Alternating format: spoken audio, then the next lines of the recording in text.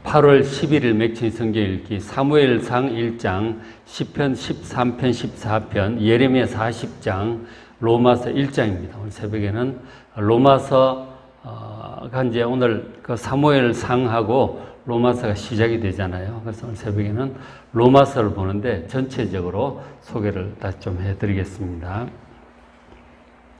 우리가 이제 어제까지 그 사도행전을 보았는데 그 사도 바울에 의해서 온 로마 지역이 복음화가 그렇게 되었잖아요. 그리고 사도 바울이 다니면서 여기저기 이제 돌아다니니까 뭐 터키 쪽으로 그리스 북부 남부 뭐 시리아 이쪽으로 이스라엘 뭐 여러 나라를 돌아다녔으니까 다니면서 세워진 교회에 이제 영적인 문제가 생기면 또 편지를 써요. 써서 이제 지도도 하고 기도도 써서 보내고 이제 그렇게 한 거죠. 그런 내용들이 신약 성경에 전부 기록이 되어 있습니다. 그래서 로마서부터 에베소서, 빌립보서, 뭐 갈라디아, 골로새서 쭉 해가지고 빌레몬서까지 13편의 편지가 이 신약 성경 안에 기록이 되어 있어요. 그래서 이 편지를 보면 사도 바울이 어떤 말씀을 전했는지, 교회들을 위해서 어떻게 기도를 했는지 이제 자세히 알 수가 있는 거죠. 그래서 1세기 당시에 성도들이 사도들로부터 어떻게 가르침을 받았고 또 어떻게 신앙생활을 했는지 바울 서신을 보면 잘 알 수 있습니다. 그런데 굉장히 귀중한 내용들이죠. 사도 바울이 1세기 때 전엔 그 복음의 내용들이 이렇게 문자로 기록이 되어서 우리에게 이렇게 주어졌다는 것, 하나님의 축복이 아닐 수 없습니다. 그래서 오늘부터 로마서 시작되니까 한 장 한 장 잘 읽어보시고 은혜 많이 받으시기 바랍니다. 이 로마서는 바울이 전한 복음의 내용을 가장 잘 정리해서 이제 기록이 되어 있고, 그래서 이제 바울 서신 중에 가장 대표적인 서신이다. 이제 그렇게 신학자들은 얘기를 해요. 내용적으로도 이제 길고 16장까지 있고, 내용도 굉장히 압축적이고 복음의 중요한 내용들을 기록을 하고 있어요. 전체적으로 이제 소개를 좀 해드리는데, 자, 1장 1절부터 17절까지 이 사도 바울이 로마 교회의 교인들의 인사를 하고, 그리고 이제 서론적인 얘기를 합니다. 그러니까 예수님을 통한 구원의 복음을 쭉 할 건데, 17절까지는 이제 서론에 해당하는 것이죠. 자, 1장 2절 보시면은 지금 복음을 얘기를 하고 있는 거예요. 복된 소식, 기쁜 소식을 사람들 알리기 위해서 그렇게 다녔고 편지를 쓰는 거예요. 그러니까 바울이 전한 복음이 복된 소식이 어떤 복된 소식이에요? 사람들은 복된 소식을 기다리잖아요.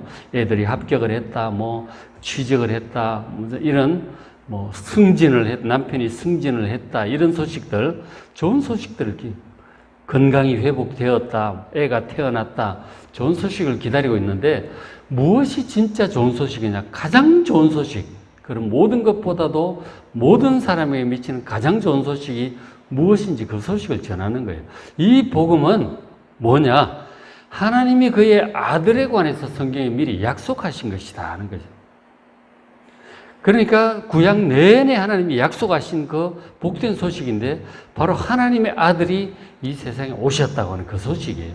그러니까 하나님의 아들이 이 세상에 오셔서 한 일이 있는데 그 일을 통해서 우리에게 정말 좋은 일들이 일어났다고 하는 거예요.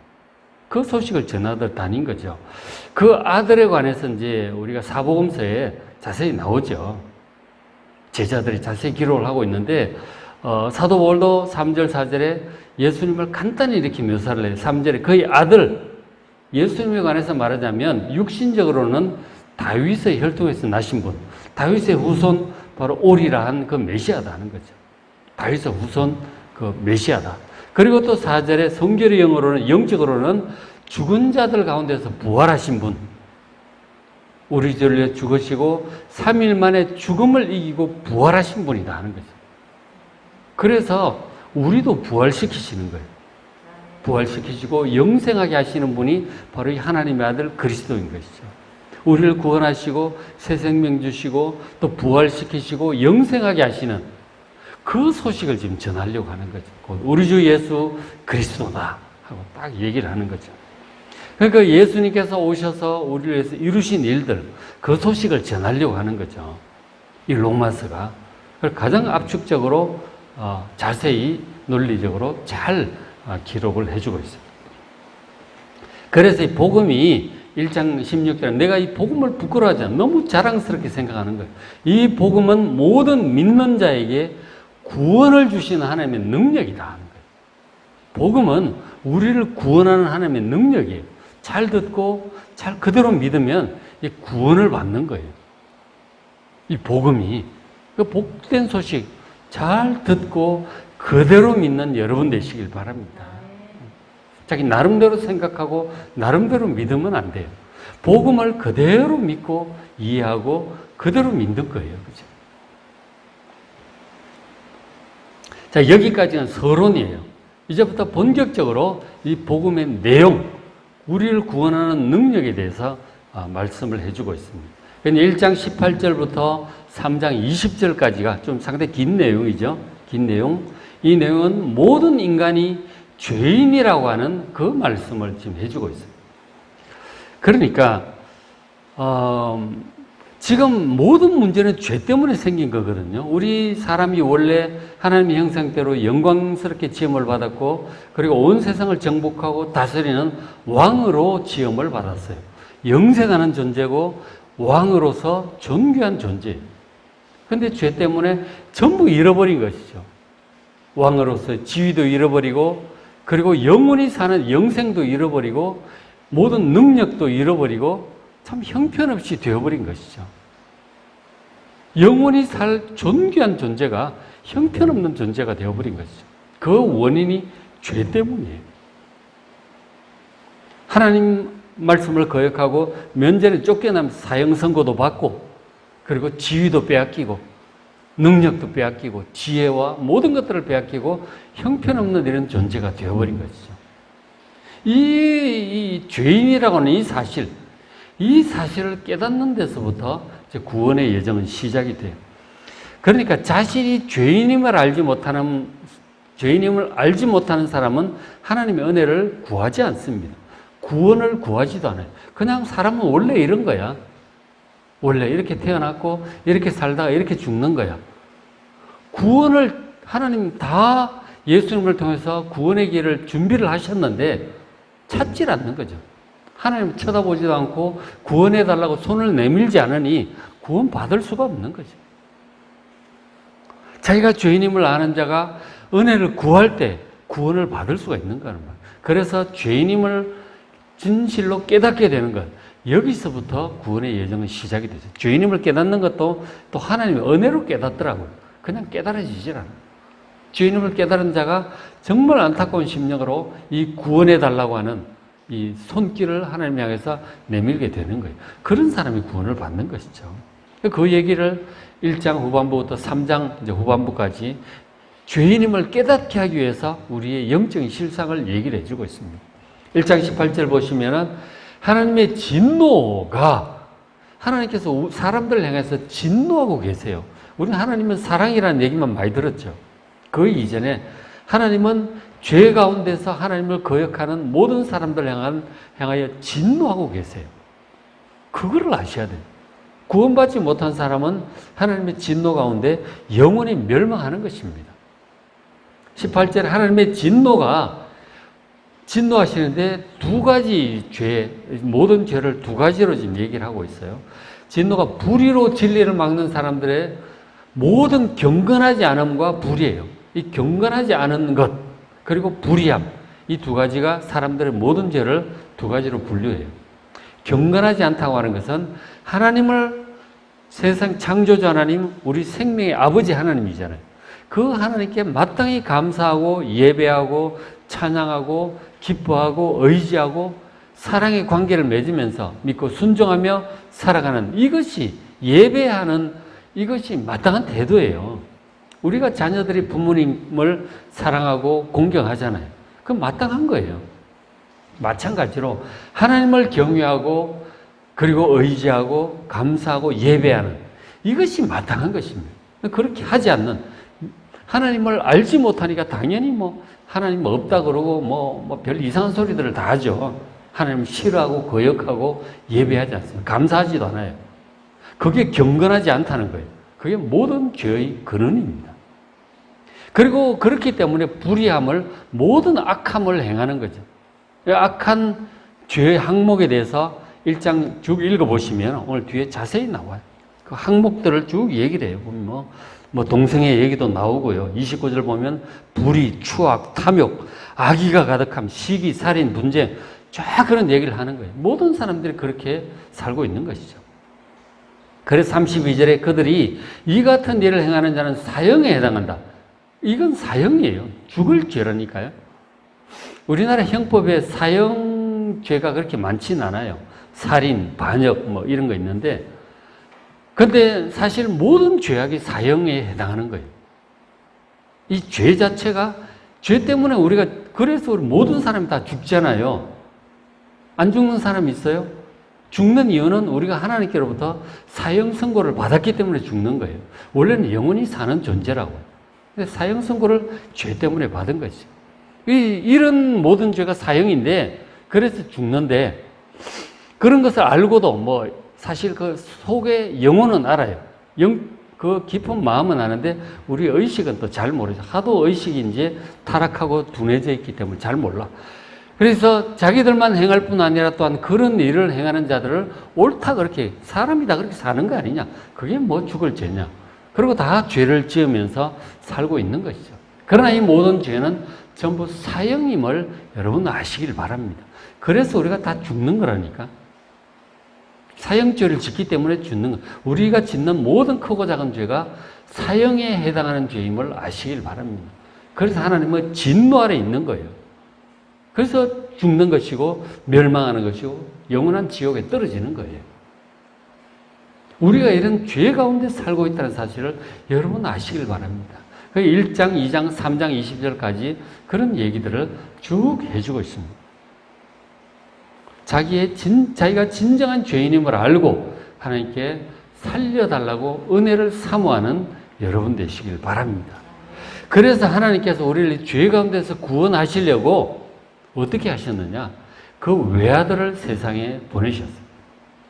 3장 이제 끝부분에 우리를 죄로부터 구원하러 오신 예수님에 대해서 이제 소개를 하고 있어요. 3장 23절에 자, 모든 사람이 죄를 범했어요. 그래서 우리가 하나님의 영광에 이르지 못합니다. 그래서 그 원래 영생하도록 되어 있고 존귀하고 위엄이 있고 능력이 있고 지혜가 있는 존재예요. 온 세상을 다스릴 그런 능력과 지혜를 가진 존재라니까요. 그 영광스러운 존재입니다.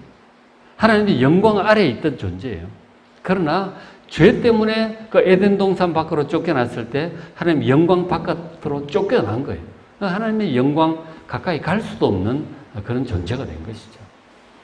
그런 우리를 24절에 하나님께서 그리스도 예수 안에는 속량으로 말미암아 하나님의 은혜로 값없이 의롭다 하심을 얻은 자가 되었어요. 이 속량이라는 단어가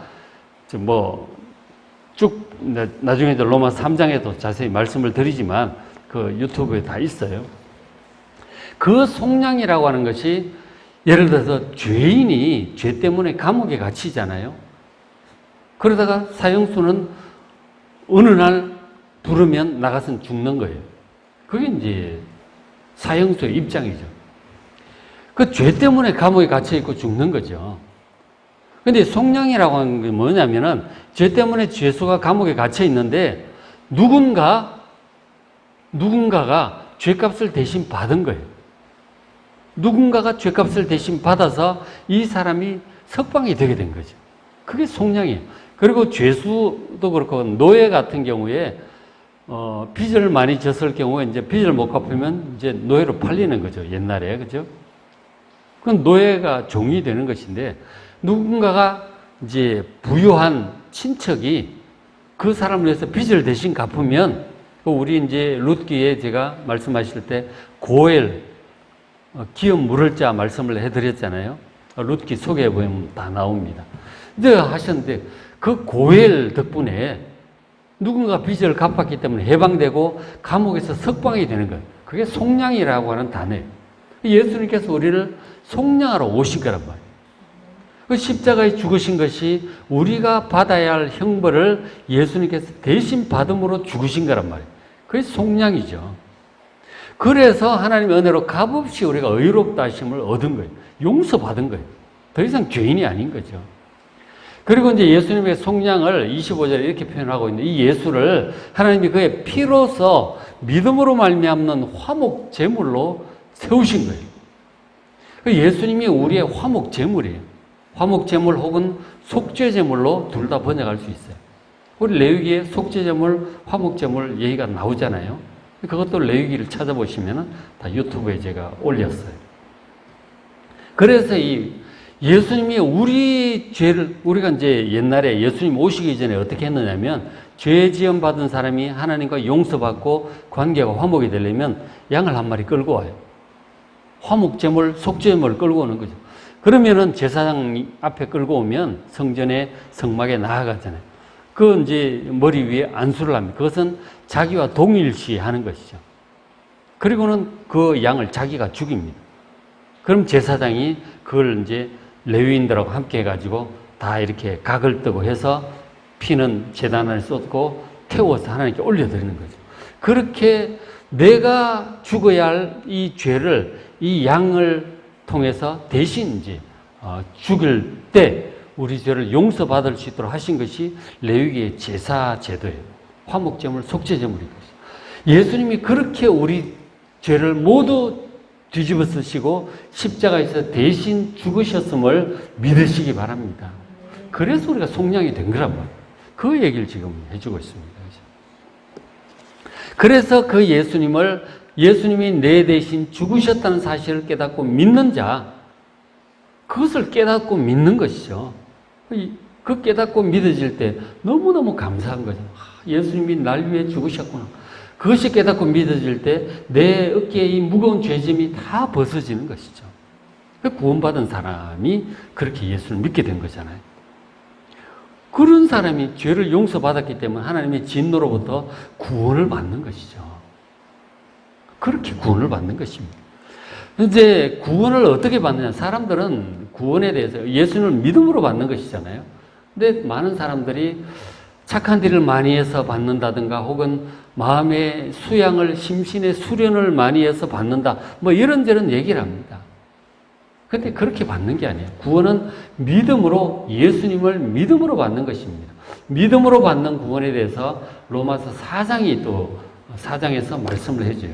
구원받는 믿음, 구원은 믿음으로 받는다.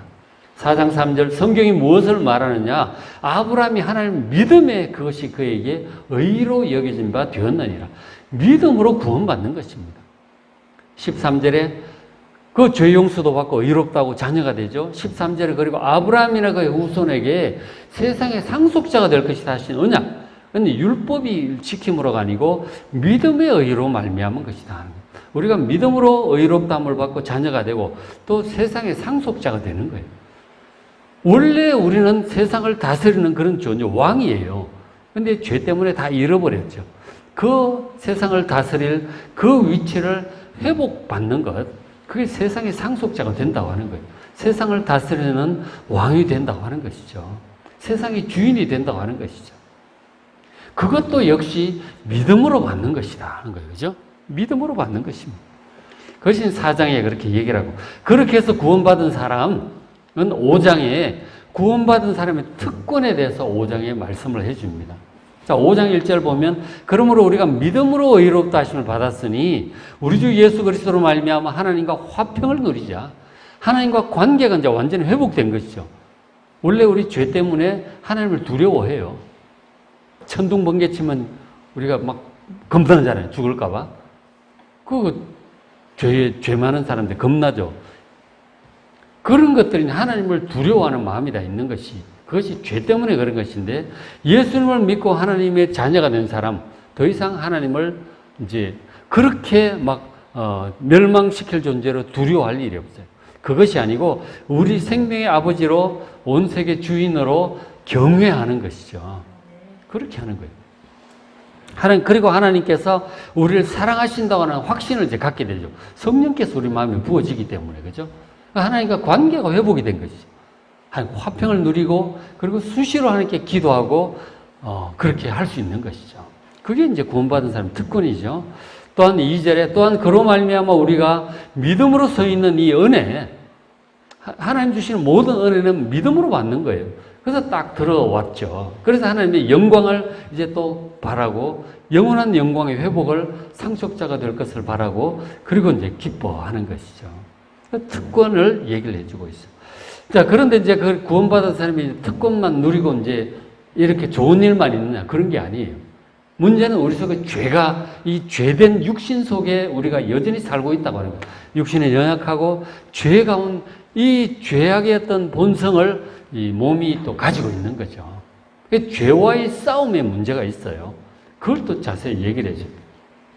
근데 6장, 7장이 구원받은 후에도 죄 문제와 씨름을 하게 돼요. 우리가 갑자기 예수 믿고 구원받다가 천사가 되는 게 아니에요.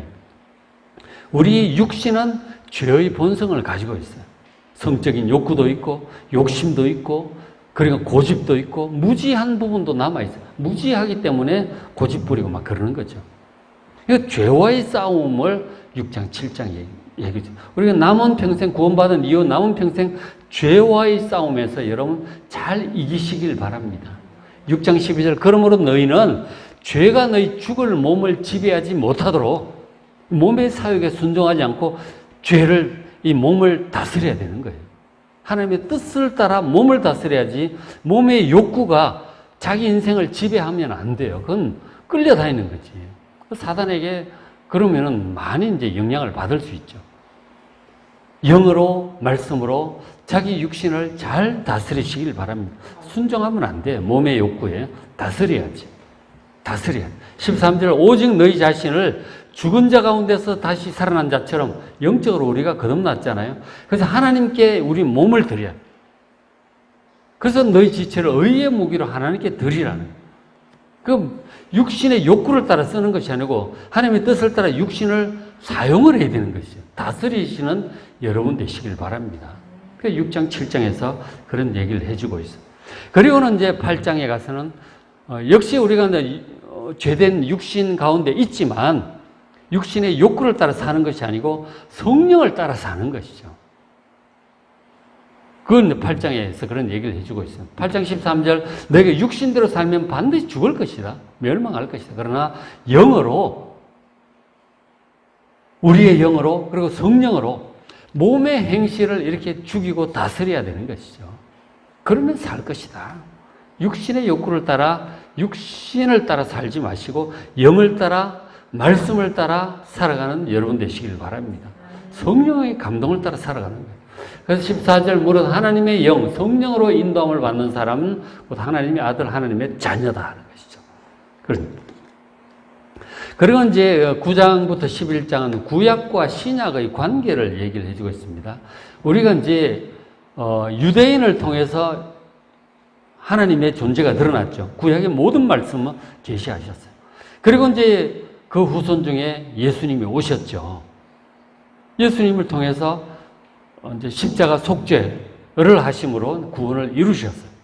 그래서 이제 신약의 뿌리가 구약이고 우리 그리스도인들의 뿌리가 이제 유대인들임을 말씀을 하고 이스라엘 사람들임을 말씀하고 있는 거예요. 11장 18절에 네가 뿌리를 보존하는 것이 아니고 뿌리가 너를 보존하는 것이다. 우리가 유대인이 우리의 이스라엘 사람들 우리의 뿌리가 되고 구약이 신약의 뿌리가 되는 것이죠. 그래서 20절을 옳도다 그들은 믿지 아니함으로 꺾였다. 믿지 않으면 꺾이고 버림받아요. 그러나 우리는 예수님을 믿음으로 하나님을 믿게 되었기 때문에 믿음으로 섰죠. 그래서 높은 마음을 품지 말고 도리어 두려워하라. 유대인들은 형편없는 사람들, 구약은 이제 신약이 있으니 필요 없는 것 그런 게 아니에요. 다 우리의 뿌리가 되는 것이죠. 그 구약 없이 신약 없어요. 유대인들 없이 천주교 없이 우리가 없는 거예요. 다 뿌리가 되는 것이죠. 그래서 우리가 믿음이 가장 좋고 이런 식으로 천주교에 대해서 유대인들에 대해서 여러분 교만하지 마시길 바랍니다. 그들이 우리의 뿌리가 된다는 거예요. 21절 하나님이 원가지도 아끼지 아니하셨은즉 너도 아끼지 않을 것이다. 우리도 믿음을 떠나가면 우리도 꺾이는 것이죠. 여러분 교만하지 마시고 정말 믿음에 서서 말씀에 굳게 서 있는 여러분 되시길 바랍니다. 9장, 10장, 11장에 믿음으로 구원받는다는 걸 다시 얘기를 해요. 그리고 이제 마지막 부분 12장부터 16장 끝까지 구원받은 그리스도인들이 어떻게 살아갈 것이냐, 삶에 대해서 얘기를 했죠. 우리 육신 가운데 육신을 잘 쳐서 복종시키라고는 말씀을 했잖아요. 실제로 어떻게 살아야 되나. 그 내용을 보면 사랑을 많이 얘기를 했어요. 사랑하라. 그리고 거룩하도록. 하나님 구원받은 자에게 거룩하고 경건하게 살도록 말씀을 하셨어요. 그리고 사랑하도록. 그런 말씀들 하고 있죠. 자, 12장 1절, 그러므로 형제들아 내가 하나님의 모든 자비하심으로 너희를 구원하노니 너희 몸을 하나님이 기뻐하신 거룩한 산 제물로 드리라. 이것이 너희가 드릴 영적 예배다 하는 거죠. 우리가 예배를 이렇게 드리는데 진짜 드려야 될 예배는 우리 몸을 하나님께 산 제물로 드리는 것입니다. 그것이 내 몸의 욕구대로 내가 살아가는 것이 아니고 내 몸이 내 인생을 이끌어가게 하면 안 돼요. 하나님이 날 이끌어가게 해야죠. 잘 생각해 보세요. 몸의 욕구대로 먹는 것, 성적인 것, 많은 것들을 호사를 누리고 육신을 위해서 막 명예와 권력 이런 것도 다 육신적인 욕구들이에요. 그런 것들이 인생의 목표가 되면 안 되는 거예요. 하나님의 인도하심, 하나님의 뜻이 여러분의 인생의 어떤 동기와 방향이 꼭 되시길 바랍니다. 우리의 목표는 구원이에요. 그죠?